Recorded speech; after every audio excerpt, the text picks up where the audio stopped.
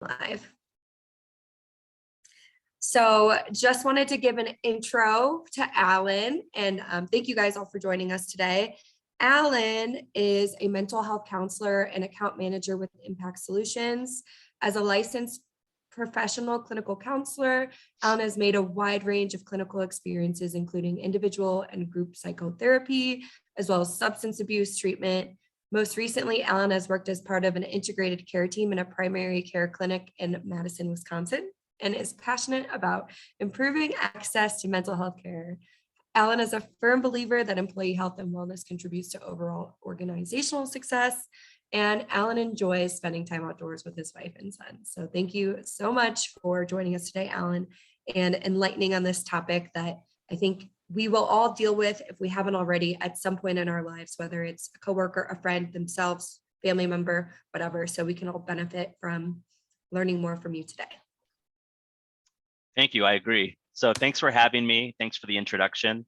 And I'm glad to be here today. So we're going to take the hour to talk about our topic, shedding light on depression, anxiety, and recovery. If there's any audio or video issues, just please let me know. There is some level of interaction. I welcome any questions. So Caitlin, if you want to, maybe you can encourage people to type them in the chat section. And then I'll create a little bit of time at the end to answer any questions that come up. So please feel free to ask.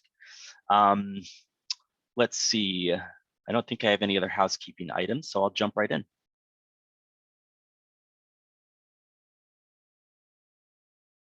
Okay, so some objectives for today. The goal is for you to gain a better understanding of what depression and anxiety is. This includes potential causes, the different types of depression and anxiety, and the symptoms, how it looks and how it presents. And another big component, a really important part of today, is treatment, right? So understanding if this is something that you recognize in yourself or a loved one, a coworker, that there are lots of different types of treatments and help. Coping strategies. So there's a lot of different tools, resources, and skills to use for depression and anxiety. And then, not just for yourself, but how to support people. So there are people in your community, there are people you have close relationships. It can often be kind of daunting, or just how do I support someone maybe who's struggling with depression or anxiety? So we're going to cover that as well. And then finally, we're going to talk about resources. So where to reach out to, who are the experts to contact, and of course, Impact Solutions, your employee assistance program, who I am with, is an excellent resource, often for just, you don't know where to turn, reaching out to Impact, and then Impact provides a lot of great supportive tools for you and for your family members, which we'll talk about later today too. So then just one more thing to note before we jump in is that the purpose of today is to provide just as general education and resources to assist you and loved ones. It's important to note that depression and anxiety can only really be diagnosed by a licensed mental health professional or primary care physician. So let's start off by talking about depression. So what is depression? Depression is, it's something that can be very, very difficult to cope with in a person's daily life. And it can cause pain and suffering for the individual and also for people that are close to them. An interesting component is that it can really impact a person's whole body. So including their feelings, thoughts, and behaviors. And there are biological components to depression as well, which we're going to talk about later. So, it's not just sometimes we might think someone feels sad, they're depressed, they feel sad, but it also affects maybe the quality of a person's thoughts. This includes negative thought patterns and also behaviors, negative behaviors such as avoiding, isolating, things like that. So it's really this kind of multifaceted a way that it can affect a whole person's being, not just this kind of feeling sad and gloomy. It's a little bit more than that. It's draining. It can leave a person to feel heavy feelings of sadness, hopelessness, loneliness, guilt. And there's a quality of depression that we call kind of persistence. And this is kind of I think it's interesting to talk about up front is that sadness is kind of a normal reaction. Like you could almost say a healthy reaction to some of life's challenges, right? Like even small ones, frustrations, didn't get a promotion, a bad day at work, the pandemic, like sadness is a normal kind of response and a healthy response to some of these things. Where depression kind of starts to differentiate is that it's pervasive. It really kind of extends beyond that initial kind of time period of the sadness reaction, and it kind of extends in length, and it's pervasive, meaning that it affects us, throughout like huge chunks of our day, through our family life, our workplace, maybe even hobbies, things that we love to do for fun. It's so pervasive in that it affects kind of us on a wide range of our experiences. We just talked about how it can impact a lot of different areas of a person's life and being. And it's really important to know that depression it's really helpful to not view it as a permanent kind of thing. So a lot of people who experience depression could experience it at different chunks or phases throughout their life. But that treatments are really effective and really available to really decrease the symptoms and to really find that healthy balance, to really find that joy, that happiness, and that happiness that you're used to feeling. Let's talk about what depression isn't.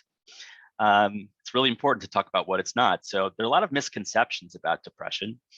And a lot of times these misconceptions can increase that stigma, that's associated with depression. A big one is, I think, personal weakness. A lot of people, you may talk to people, or we all have maybe have experienced something like this, where depression or this kind of heavy mood can feel like a sign of personal weakness, and kind of kind of see it in others and see it as this misconception that depression is a personal weakness, that's something that they can kind of someone should just be able to work through. And that's not the case. Anybody can be affected by depression, and the onset of depression can be triggered by a variety of factors. And it's not something that can simply just be wished or willed away, or just kind of work harder. It really takes using good diagnosis and really helpful treatments targeted for depression. More to that, some common statements. The misconceptions are like people are not just able to pull themselves together, get over it, or snap out of it. The fact of the matter is, if a person could do that, they would have already. Nobody wants to feel depressed. And another one is, oftentimes people believe that depression is something that can only affect women, and that's certainly not the case. Men can also be affected by depression. And an interesting fact is that it can manifest as some different types of, it could look differently. Often at times it can look like agitation or aggression as opposed to seeming down. So like we know anger and aggression to be like a secondary emotion that's really kind of behind another primary emotion, such as sadness. And men oftentimes just a way of showing that sadness, the anger and aggression comes out. So that's kind of a warning sign to you or other ones that men oftentimes express it that way. It can be somewhat common. Some statistics, depression is a high prevalence. It affects a lot of different types of people. According to the World Health Organization, more than 300 million people of all ages suffer from depression worldwide. And the WHO also reports that depression is the leading cause of disability worldwide. So it's important to note that if someone, let's say, goes on disability for, let's say, a physical concern, a physical health concern, and they also suffer from depression, it takes longer for them to return to the workplace than if they did not suffer from depression. So it can really exacerbate other conditions as well. And one of the possible results of depression, there's the suicidality. Suicide is a very serious and sad occurrence that is related to depression. Nearly 800,000 people die due to suicide each year, which is a really startling statistic. And another important statistic is that suicide is the second leading cause of death for those ages 15 to 29 years old. So early detection, better awareness of what symptoms are, and access to resources is crucial, especially for our young population, be able to get ahead of it and have some intervention is incredibly helpful. Depression is multifaceted. And there's kind of this nurture and nature versus nature type of question and research about depression. Where does it come from? There's a lot of factors. So depression is often the result from complex interactions of a lot of factors, including, what this means is biological, situational, and emotional components. So we're wired certain ways with our brain chemistry, genetics, where we come from, and then also life experiences such as trauma, things we've been through, the way we were raised in our family. The research shows it's a combination of all of these things. So as I mentioned, genetic factors, having a family member that was diagnosed with depression definitely puts you at a higher risk for developing depression as well. So getting a family history, knowing what exists in your family is oftentimes helpful. Women are at a higher risk than men for being diagnosed with depression. Biological factors as well that can increase your risk. Chronic illness. So we talked about this interaction of physical health and mental health, and chronic illnesses and something like chronic pain, something that's persistent, can lead to a different kind of lifestyle. Restriction on lifestyle can start to lead to symptoms of depression as well. And the physical part that can lead, that can be a factor for depression is we look at neurotransmitters in the brain. So oftentimes an imbalance of these neurotransmitters can increase our risk of developing depression. And we're going to talk more about treatments. There are medications available to address that imbalance. You can see these things. So in MRIs of those suffering with depression, it shows that depression affects areas of the brain associated with mood, thinking, sleep, appetite, behavior. So we can really see all of this in brain scans, which is really fascinating. So we talked about the environmental factors, not just who we are genetically or physically, our development, but what we've been through. So a trauma, this is something that's a significant event that we've experienced that can be shocking, that could be alarming. We witness something that's very scary, life-threatening. This can have really long-standing effects. Something that a catastrophic event, it's violence, it's abuse. If we've witnessed, if we've been a part of this, this can really contribute to depression later in life. Grief or loss, a significant loss. If we lose, a classic one we think about is losing a loved one, losing a job, losing a home. And then even think about the pandemic, like in the past couple of years, all of us had lost this kind of way of life that we were used to. A lot of changes that we've had to make. So this loss of kind of routine social connections, the way that we work, the way that we saw people, it was almost like a massive grieving event socially. And I think there's a component of that that certainly contributes to, some level of depression symptoms. So all of these different types of losses or trauma can affect the onset of depression.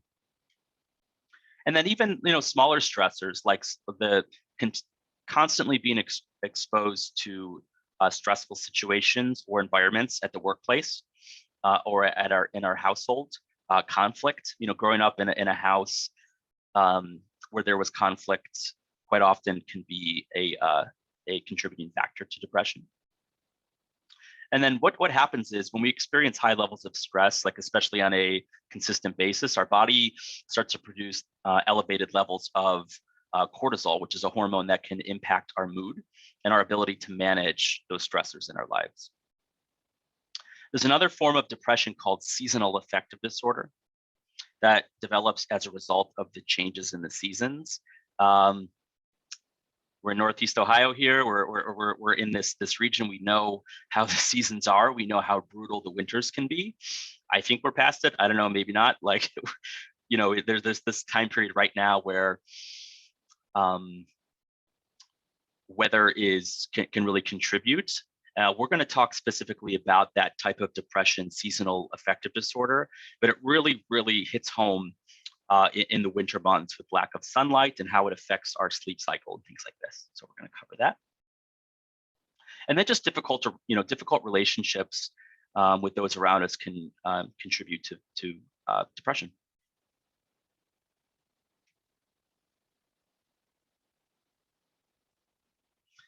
So the different types of depression, the diagnostic categories are made up of different variations of depression, varying from how it affects a person and the severity. So one type is known as major depression, major depressive disorder.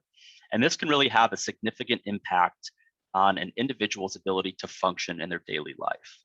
It can interfere with work, sleep, school, nutrition, and just general enjoyment out of life. So some people have a single episode of major depression, and others could have multiple chunks or multiple episodes throughout the course of their life. So if one person's experiences, if they've suffered one episode of major depression in their life, they are more likely to have another episode at some point later in life. Another type of depression is called bipolar disorder. So this is characterized by having extreme highs and lows in mood. And it kind of bounces back and forth in a way that can really make stability difficult. And really it's helpful to get medication treatment involved and other behavioral and emotional treatments as well. So this high or manic phase that the person experiences, they experience things like excessive elation, irritability, decreased need for sleep, increased talking or like pressured speech, and super high energy. So, these people, when they're in this manic phase, they feel on top of the world. And it's oftentimes portrayed in media. And sometimes it's kind of accurate. People feel great. They feel excellent. They have tons of energy, ideas, flight of ideas, but it's not sustainable because it often is followed by a crash where they have this major depressive episode on the back end. So it's this lack of stability between the two. Another form of depression is called dysthymic disorder. It is now switched to call persistent depressive disorder is what it's called now. And this is a type of depression that it's less severe than a major depressive episode, but it typically lasts longer and it's more pervasive and consistent. So the symptoms are less intense, but it's a bit more long-standing and pervasive. So I mentioned seasonal affective disorder, or SAD is the acronym. And this has to do with changes in the season. So it usually starts and ends the same time each year. And most people who suffer from seasonal affective disorder experience symptoms in the fall that continue into the winter months. And it really takes up someone's energy and can make someone feel like moody or just their mood shifts very easily. And less often, seasonal affective disorder can cause depression in the spring and early summer, but it's still possible. And the symptoms can start out mild and become more severe as the season progresses. There's a variety of factors that do contribute to SAD. One is the disruption of our body's circadian rhythm. So this happens because our internal clock, it takes cues from the sunlight. And the reduced sunlight in the fall and winter months can cause disruptions, which can lead a person to feelings of depression. And then there's a brain chemical called serotonin, like a pleasure. They call it like the pleasure chemical neurotransmitter. And sunlight, the lack of sunlight can cause a drop in this chemical serotonin that can trigger feelings of feeling down or depressed. And also melatonin is another factor. So research shows that people who have developed seasonal affective disorder can also have higher levels of melatonin, which means that it can alter our sleep-wake cycle, which can then impact sleep patterns and ultimately mood.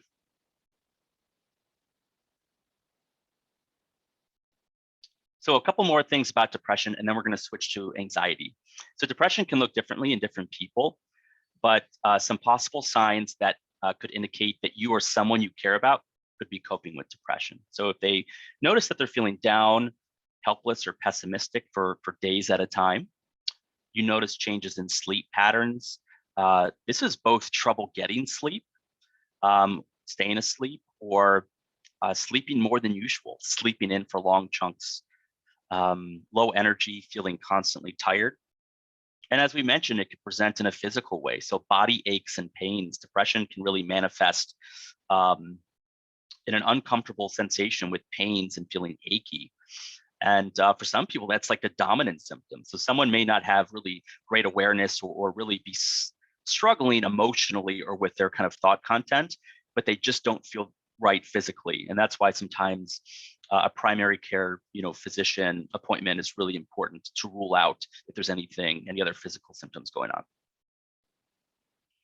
Another one that we hear about that's really common is losing interest or in spending time with friends and family, and then activities that you usually love, because a person may not be getting the same enjoyment out of those things.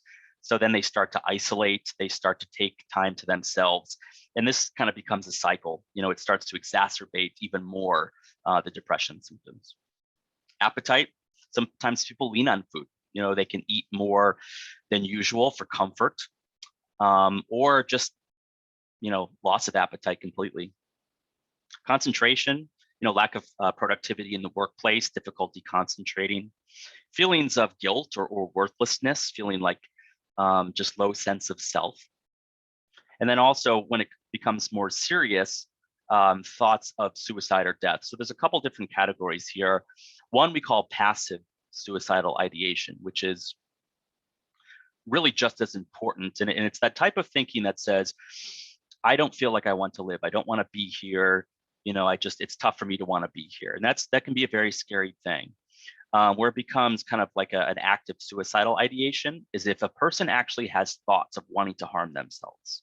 And that's where immediate action needs to be taken. So if a person has an intent, like they know that they want to do it, they stated that they want to do it, and they have a plan. Those are the two risk factors to look for in yourselves and in others.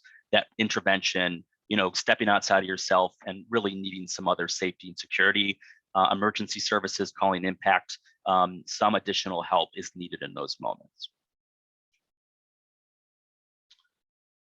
And another thing to notice about children, so depression can look different in children than it does in adults. So for example, an elementary age child, they may pretend to be sick or refuse to go to school. And it could sometimes be difficult to determine if preteen and teenage children are suffering from depression or if their behavior is typical behavior, like age-appropriate behavior for that age group. So since it's difficult to determine with this age group whether they're coping with depression or if it's age-appropriate behavior, it's really important early intervention to have them evaluated by a trained professional or to have those conversations with them to see if treatment is necessary.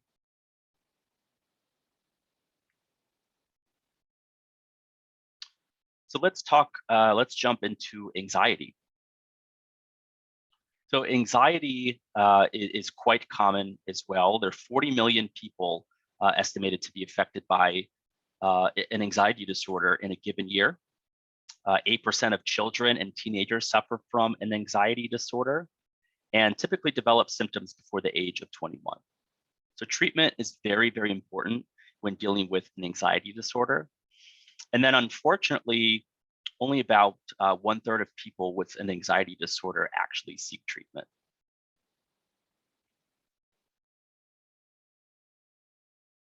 So there are a lot of different types of anxiety. It presents differently in the same way that we talked about depression. And it's important to note once again that anxiety, while it's common, can only be diagnosed by a trained mental health professional or medical professional.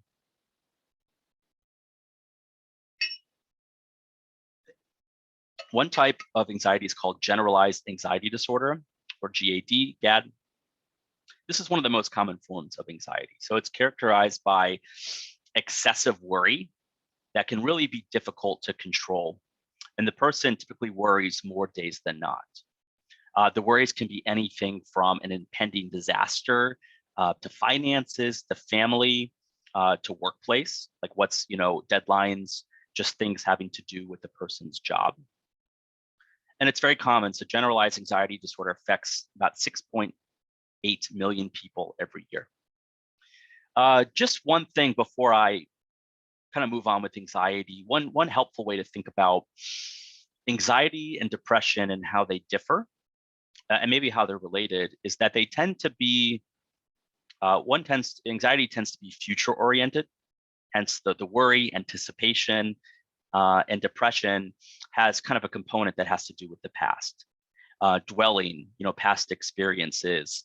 And if you think about it, the body kind of reacts accordingly, right? So like if we think about something in the future that is concerning, our body has these cues like developed from a long time ago, like as an adaptation to be prepared. So that our body gets the signal that there's a worry, there's a fear. So my body's going to respond by getting into hyperactive mode. My thoughts are going to move a little bit quicker to try to prepare. My body is going to be on edge. My heart is beating faster to pump blood to all the places it needs to go. Muscle tension increases to be ready. Maybe shortness of breath.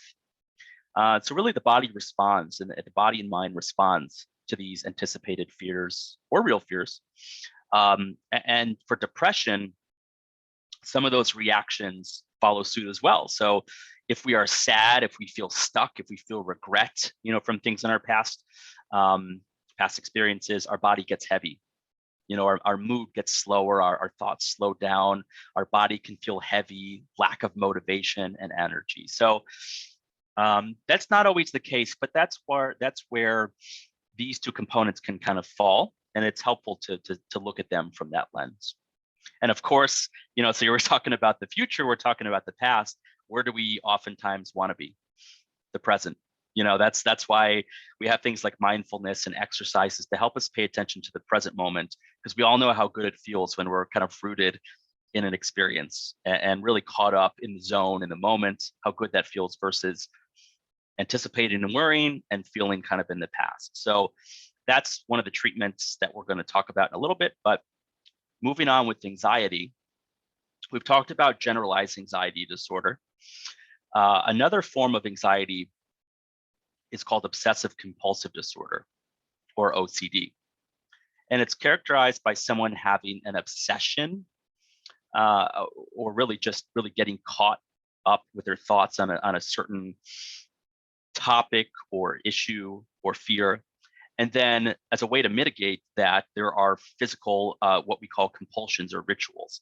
So we see this portrayed in film oftentimes as checking, flipping white light switches, with a certain pattern. And it has to be done a certain way, a rigid way, to feel like a person can move on. So it's really the combination of these obsessions and then these behaviors as an attempt to try to relieve these obsessions. So the two relate to each other. Sometimes it manifests more with just checking behaviors. A person will check a lock. They have to do it 5 times. Turn off the lights. Make sure that the gas, stove is turned off. Other people experience it without checking behaviors and just have like locked into obsessions and fears that just kind of go on loop. The obsessions can be intrusive. Like that's a really hallmark of these obsessions, is that they're intrusive and they're unwanted. They can show up as images or urges that cause distress and really like a great deal of anxiety. And most people with OCD, they can recognize that their obsessions and compulsions, are not rational. Like they can really sense, boy, this is like, I'm stuck in this loop. I'm doing these behaviors. This is not rational. It's just really hard for me to kind of get out of these modes. So if untreated, the OCD symptoms can become chronic, and they can, as you can imagine, really interfere with daily life. Another type of anxiety is panic disorder. And this is characterized by a person experiencing unexpected panic attacks, along with preoccupation and worry about having future panic attacks. So a panic attack can be very scary. Some of us know people that have experienced this. Some of us may have experienced high levels of anxiety or panic-like symptoms or a full-blown panic attack. And it can feel like a very serious health condition, like a heart attack or just difficulty, like I'm not able to breathe. and it can be very scary, as I mentioned. And about 2 to 3% of people will experience panic disorder in a given year. And it can be more common in women than men. And it can start to spiral. So a panic attack or panic disorder, when this occurs on a regular pattern, it could lead a person to miss work, as well as avoid situations out of fear of having a panic attack. So it becomes a cyclical kind of event where, let's say I've had a panic attack, I will avoid scenarios or places that are likely to seem to want to cause another panic attack, and that could lead to isolation, feeling disconnected, not, being in touch with family and friends, not doing my work as I'm usually able to, which can increase a sense of stress and anxiety, which then only contributes to chances of more panic attacks. So it becomes this cyclical kind of process where it really is important to have tools to treat and manage those panic attacks and to work through those physical responses. And people learn those tools over time and get very successful at recognizing when a panic attack may be coming and using early intervention strategies to mitigate those occurrences. Another form of anxiety is called post-traumatic stress disorder, and this is what PTSD is. We talked about trauma, what a trauma is considered, different types of experiences that can be considered traumatic. And when we go through that, it's common to experience things like nightmares and intrusive thoughts. But PTSD is more than that. So as I said with depression from the start, like sadness is a normal reaction to certain life events.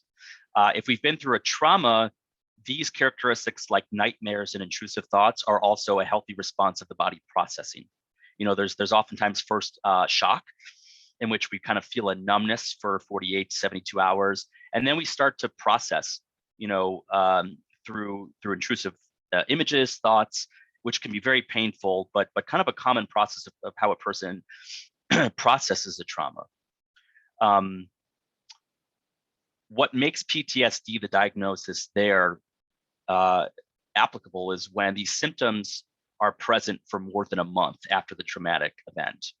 And these symptoms start to interfere with the person's functioning. So, a person, if they experience it for over a month, up to 6 months, a year, even long stretches throughout their life without being, processed and with treatments, that PTSD can be left untreated and can really be difficult. Another anxiety disorder is called social anxiety disorder. And this has to do with an intense fear of being judged or viewed negatively in a social situation. So those suffering with social anxiety disorder may be very concerned about how they're viewed, the way they talk, the way they look when they eat. And as a result, they start to avoid these types of situations. And there's a component where they can feel powerless against this anxiety. So it's really common. It can affect about 15 million Americans in a given year. And it has a similar nature in that when a person starts to isolate, the anxiety starts to build even more and more. So one of the treatments involves, targeted interactions paired with tools to really go out, to be in those spaces that make them anxious, and to pair those coping skills with those outings. And people can be very successful in working through social anxiety. The last type of anxiety before we get into treatments is a phobia, a specific fear. This could range from spiders to heights to even shots, like the fear of what it's like to, getting a shot or a medical procedure. And oftentimes people can avoid a medical procedure altogether. So people often know that those fears are irrational, and they'll work hard to avoid those stressors, which can also lead to interference of daily activities and things they need to get done. Okay, so we're on to different types of treatments. So we'll start by mentioning medication. And medication can be a very effective treatment. There are a lot of nuances in how it's used and how it's applied. It can be very flexible. There are options. One of the most common forms of medication are called SSRIs. Some common names are Prozac, Zoloft, Lexapro, and they affect the brain chemicals that we discussed earlier, the neurotransmitters. And these medications usually take, your prescriber will usually tell you what to expect. They can take 4 to 6 weeks to really work effectively to feel the full effects of the medications. They can start off by having side effects, which are possible, like headaches, nausea, insomnia, when you first start taking them. But those side effects are likely to kind of dissipate over the first couple of weeks. And if they don't, you can always, it's common to make tweaks in the medication, the dosage, and so forth. So it's always recommended to have patience and expect some of those things may come up, and then you make some changes if needed. And that's not always the case. Sometimes people just find the right fit right away. That's common as well. And another form of treatment for depression and anxiety is counseling, talk therapy, psychotherapy. So we'll hear all these different terms, and really it's working with a counselor that can have a variety of different backgrounds. So you might see a PhD psychologist, a licensed professional counselor like I am, a clinical social worker. A lot of these providers, counselors have different backgrounds and different components of their training. Some are more research heavy, but they all go through the necessary qualifications to work with an individual in a therapeutic setting for counseling. One form and there are different modalities for counseling, like different types of counseling. And one form, a common form, is called cognitive behavioral therapy. So really, I'll take a step back. In the counseling room, it's working with individually with the therapist, or in a group, you and couples, or with a group. And it's talking. Usually sessions are about 50 to 60 minutes. It can be done virtually or face-to-face in an office.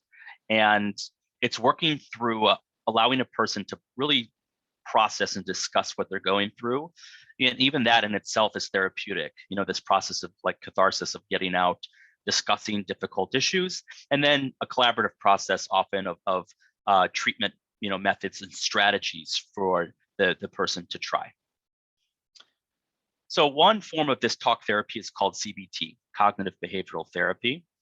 And it's really a functional type of treatment, meaning it really addresses the here and now and gives a person tools. So it really helps. It's designed to help people learn how to identify and change unhealthy or destructive thought patterns. So for example, like negative thought patterns, they can often come up spontaneously. And if we experience them as true, these negative thought patterns, it can really start to negatively impact our mood and our behaviors. So the idea here is that we really look at our thoughts, which is really just any kind of thought, anything that we think that goes through our mind that we can write down on a piece of paper, that we can verbalize. So thoughts are our mood. These are the wide range of emotions from happy, sad, tired, anxious, surprised, and behaviors. Anything we do that we act on, standing up off of a chair, or sitting idly and doing nothing, that's a behavior. The idea is that we look at how thoughts, mood, and behaviors interact with each other. And that if you make a change to one, it's going to affect the other two. Or if you have a problem, a challenge with one, it's going to affect the other two as well. So the idea is if we have a fear-inducing, like a really negative thought or worry, it might make us anxious emotionally, and it might make us pace around the room or overeat as the behavior. So then a CBT approach would say, okay, there's a negative thought or worry. Let's integrate a positive behavior, such as going for a walk or exercise. When you do that, you're likely going to change your quality of your thoughts, and you're going to change your mood. So if you can impact one of those things, there's kind of like a domino effect. You can affect the others.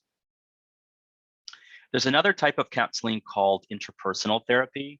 And this type of therapy really focuses on the relationships as the primary factor in mood and just the depth of our family life and growing up, and experiences with current relationships as the target in those counseling sessions, and how they impact the ways that we feel. So it really places a high priority on the relationships in our lives.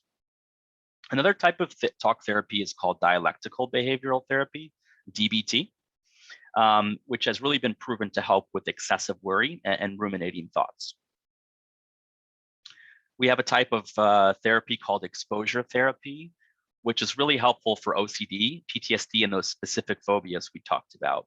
So it really helps someone systematically, like step by step, address a fear. And it's almost like a step-by-step guideline, set of principles to get them to their targeted goal of, let's say, going for a medical appointment. So there's this kind of combination that the research shows that the best combinations and outcomes come from when combining counseling and medication. So oftentimes if medication is advised, it's a really helpful tool. It's really helpful to have counseling process behind that to really be learning some skills as well.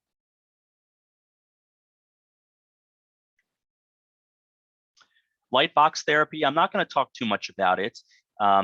There is a specific treatment for seasonal affective disorder where it has to do with, we talked about lack of getting sunlight and the seasonal changes.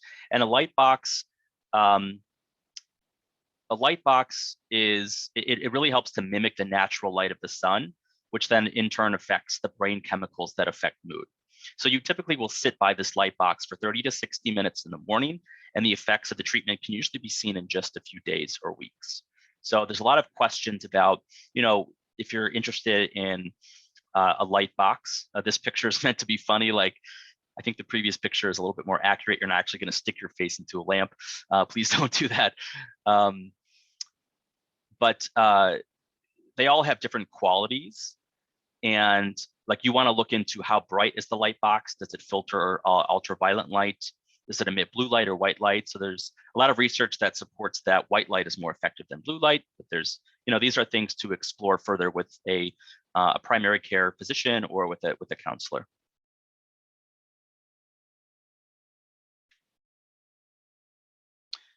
So seeking treatment, some places to start are our primary care physician, and be prepared, or if there are physical concerns, there's any possibility of physical health related concerns, it's important to see a primary care physician to rule out any of that.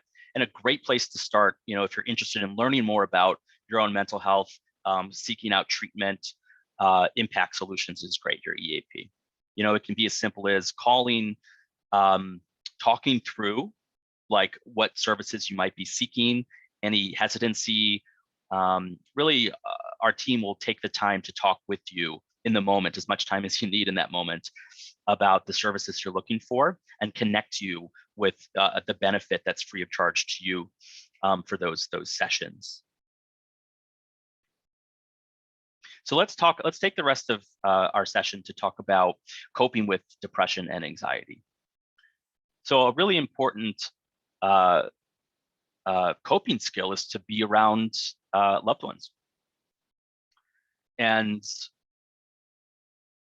one common thing that's like, it's really common with people is to isolate. Like, one common trend is when we feel these ways, we can isolate ourselves, which can then start to compact and lead to loneliness and ultimately more negative feelings. So, a big theme through all these coping skills is kind of self-compassion, recognizing that what you're dealing with,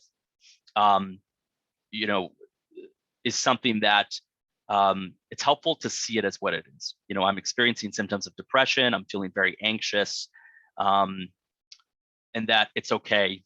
While it's very difficult to feel this way and very painful, I am experiencing what I'm experiencing, and there are tools to use.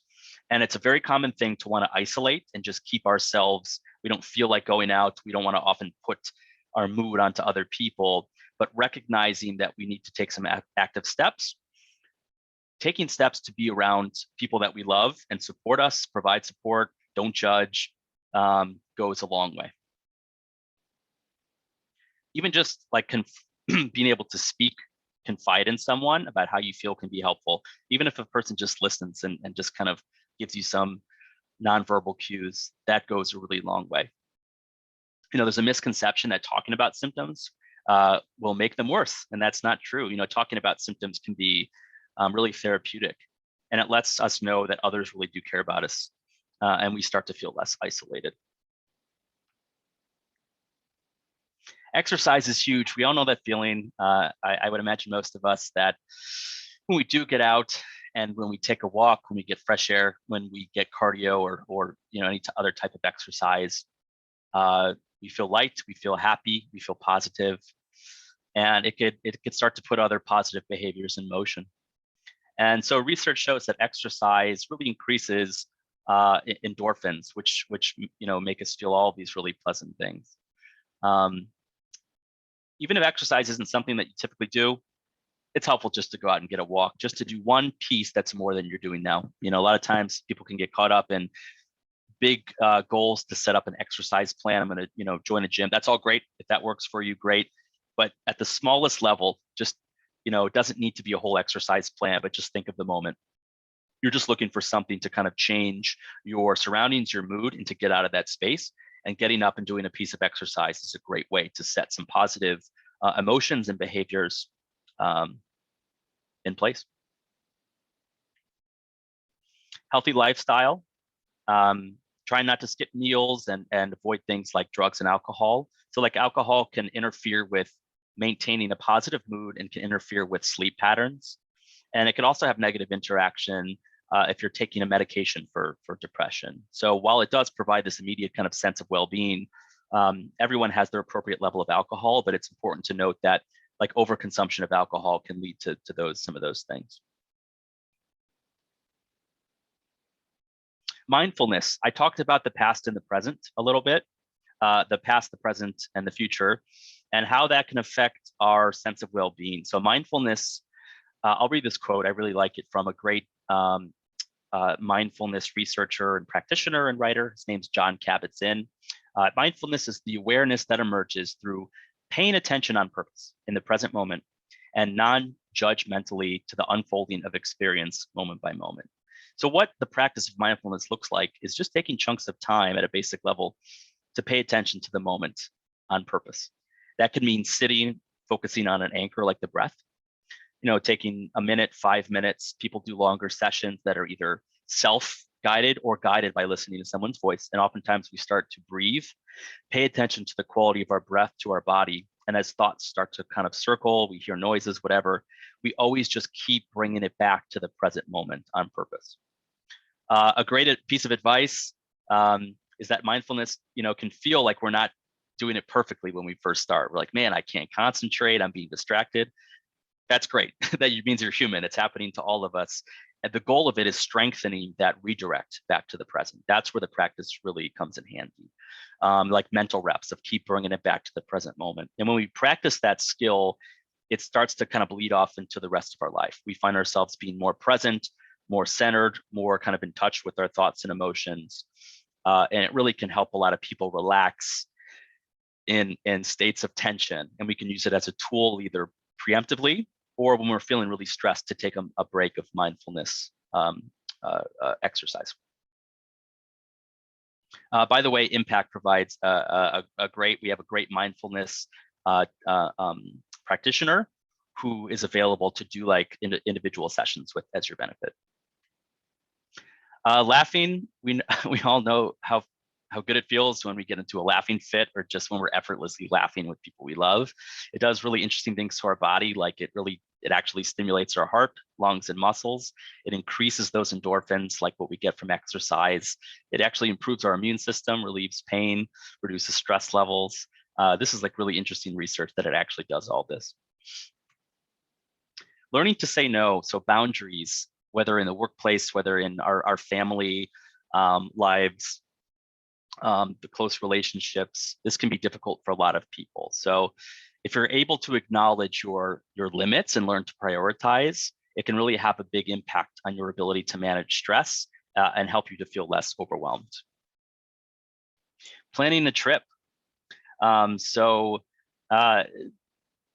We talked about anticipation. So this is a good one, like anticipation in a positive ways, to really put something on the calendar, have something to look forward to that feels exciting, that feels rejuvenating, to plan something that just invigorates you and that you're passionate about, versus kind of saying someday I'll get to it. When time clears up, well, good luck. Like, we're all very busy, and a lot of times it takes us being proactive, versus waiting until things settle down. That's a really helpful kind of way to view it. Acknowledging negative thought patterns. This is a huge part of CBT, like the cognitive behavioral therapy. We can start to do this on our own. It's just really being aware of our thought patterns and themes that may exist there. So, for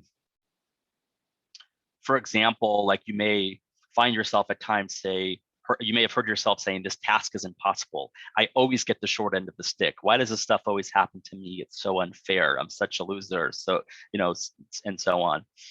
Our minds constantly have this, they run this inner dialogue about everything we do and experience.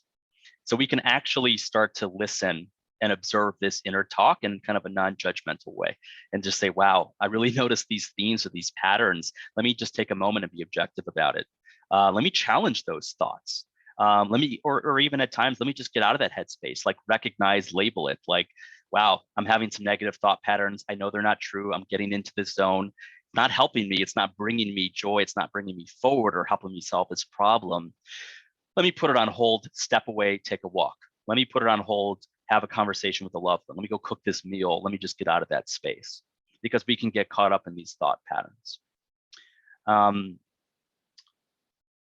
Being able to label negative thinking as just that is really a great technique. One thing to mention too, we can replace those thoughts. If it's something that you have practiced with, being able to find really good replacements. Replace that negative thought with an accurate statement. While it seems like this is so unfair, the reality is, this is the way the situation ended up. This doesn't happen all the time. I always get the short end of the stick. There have been a couple of situations that have been really, really hard for me. So it just seems like this is something that happens all the time. Creativity is huge. If you have any creative kind of muscle in you, or even if you've never explored a creative outlet, I encourage you to do so. This stimulates a really interesting part of our body.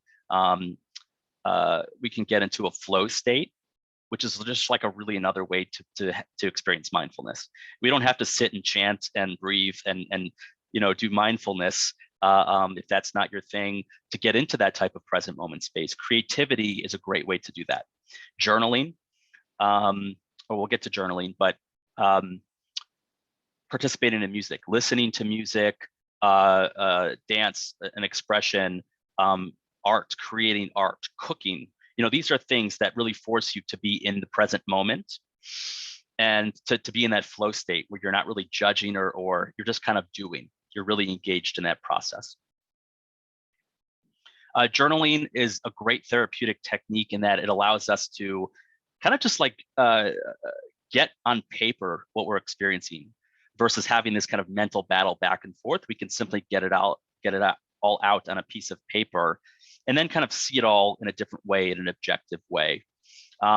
Journaling, like in a gratitude journaling, is a way to focus not just on like, what are my fears and worries, but what am I grateful for?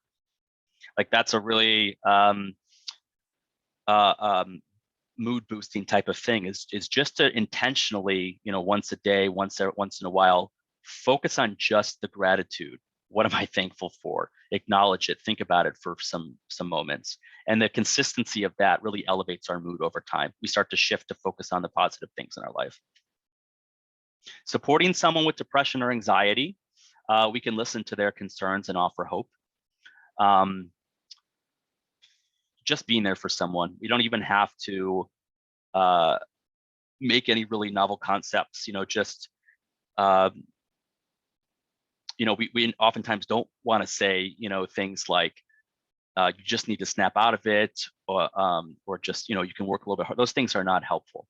Just really listening, using empathy, really trying to put yourself, understand what they're experiencing, and just to kind of validate what they're experiencing goes a long way. We don't always need to have the pressure to make good recommendations or solve their problems. And you could also help them with by giving them information. Here's the impact number. Here's the National Suicide Prevention Line for you to have. Here's some ways I can connect you to appropriate services. Inviting people to do things is really helpful. Even if a person doesn't take you up on it, like the first time, don't stop inviting them. The act of keeping the invitation going goes a long way. And at some point they might take you up on it, but even just the sheer act of inviting someone shows that you care about them and that you're thinking about them. Offering assistance. You can't make a person's depression or anxiety or stress go away. That would be great. We'd all love to do that for the people in our lives and our coworkers. But you can support them. You can offer them help and assistance in getting treatment.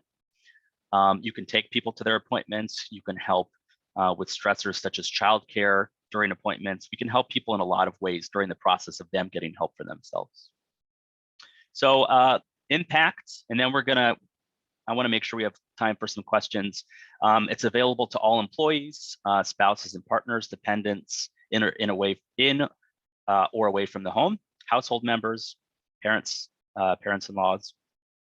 You can speak with someone 24/7. There are free counseling sessions available to you. There's legal and financial assistance, ID theft prevention and recovery assistance, which is something that's unfortunately come up, scams more and more. And of course, mindfulness coaching that I discussed. There's the phone number, and I know you guys have different ways that you have access to impact. Here's another kind of just reminder of our number and our website, myimpactsolution.com. We have great articles, videos, awesome resources there. So I would love to turn it over for any thoughts, questions, just anything else that we can talk about.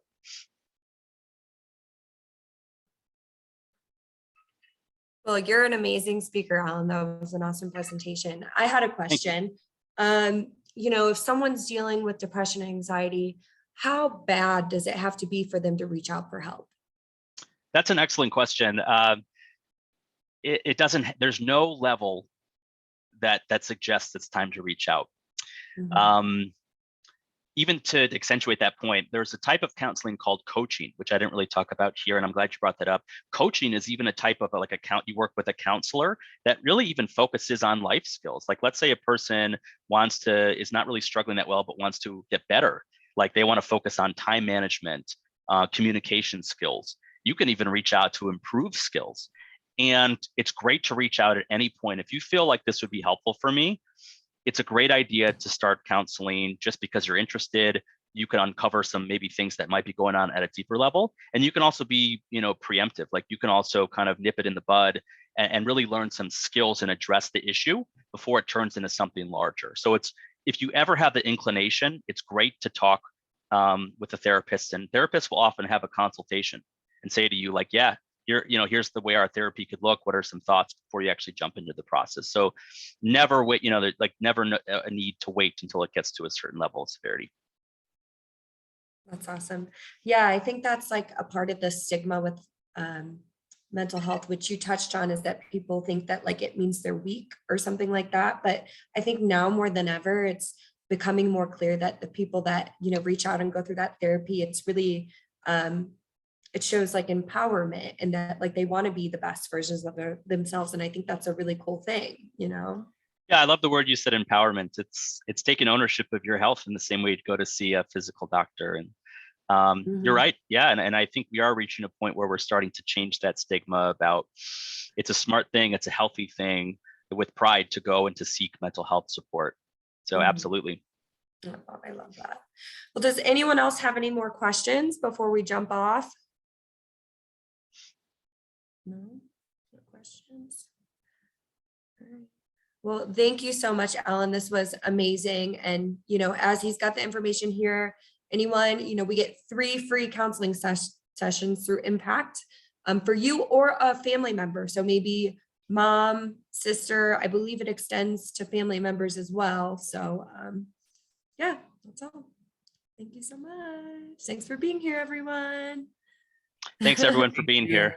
Have a great rest of the day. All right. Bye. Bye. Thank you.